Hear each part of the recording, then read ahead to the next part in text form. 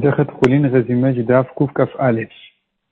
On a vu dans la Mishnah qu'il y a certaines parties de la bête qui sont pas vraiment mangeables et qui en soi ne sont pas considérées comme de la nourriture, mais elles peuvent compléter le shiur du kabetza pour être appelé de la nourriture.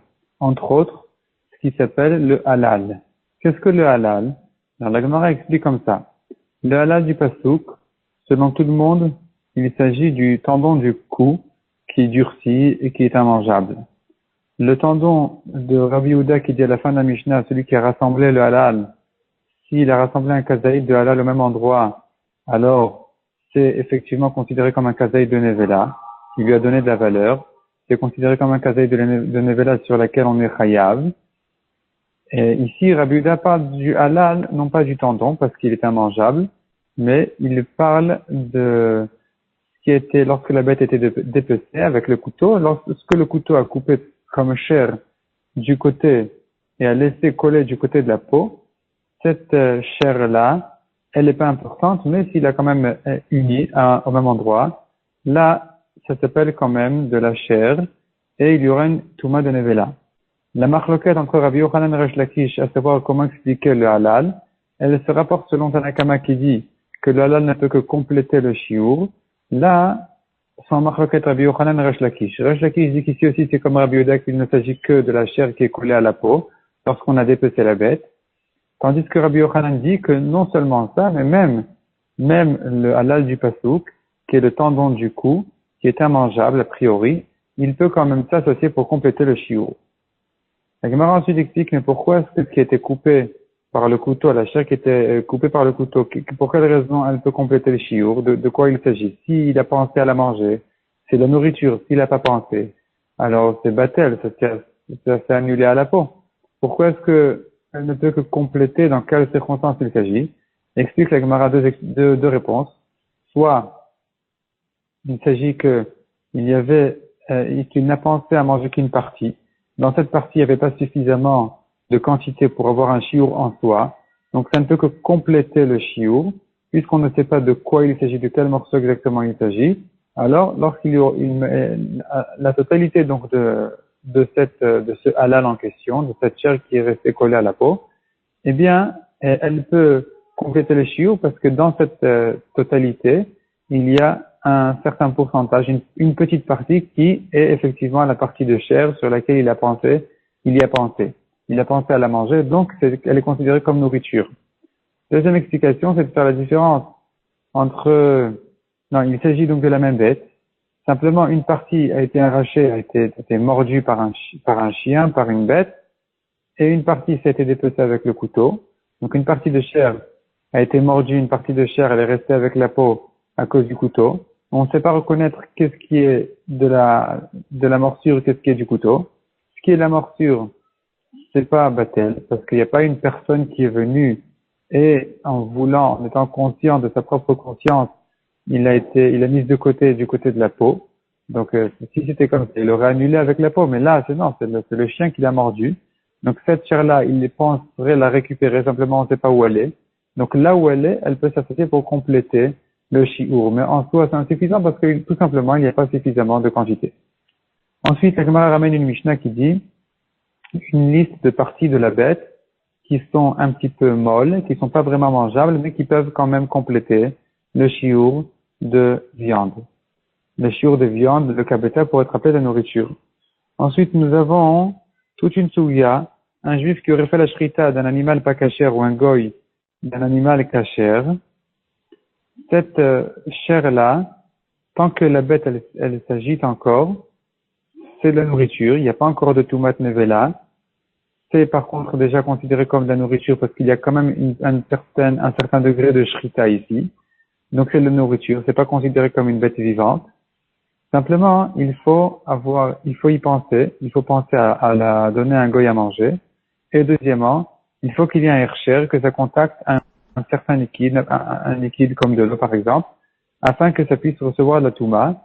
Et la Gemara explique pour quelle raison ici on a besoin qu'il y ait un contact avec un liquide, alors que a priori c'est quelque chose qui va finir par arriver à un degré de touma de nevela, de touma chamoura, d'une grave touma, et que dans ces cas-là, en général, on n'a pas besoin de hercher.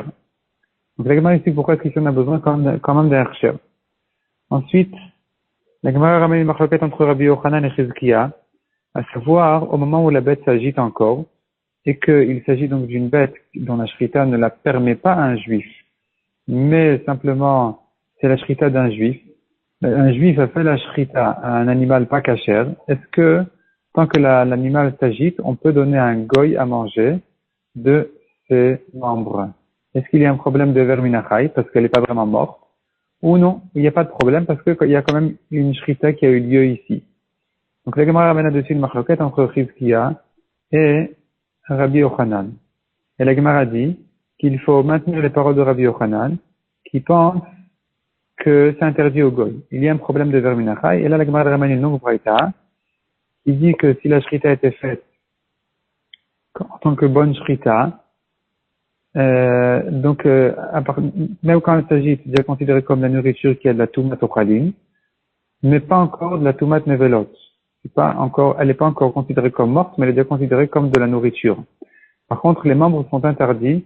Les membres qui vont se séparer d'elle, tant elle s'agite encore, sont interdits à un goy, parce que ça a quand même un certain degré de vie, et donc il faut attendre qu'elle meure, et à ce moment-là, on pourra la manger.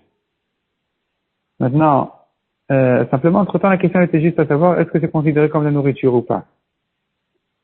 Dans le cas où on n'a pas fait de shrita, on a fait moins que la shrita normale, ou bien elle a été complètement déchirée, la bête, là, il n'y a aucune touma, elle est encore considérée comme vivante, et il n'y a aucune touma tant qu'elle est pas morte, il n'y a aucune touma.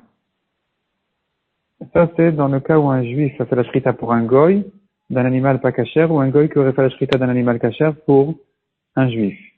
Ensuite, on a le cas où le goy a fait une demi-shrita, ou le juif a fait une demi-shrita.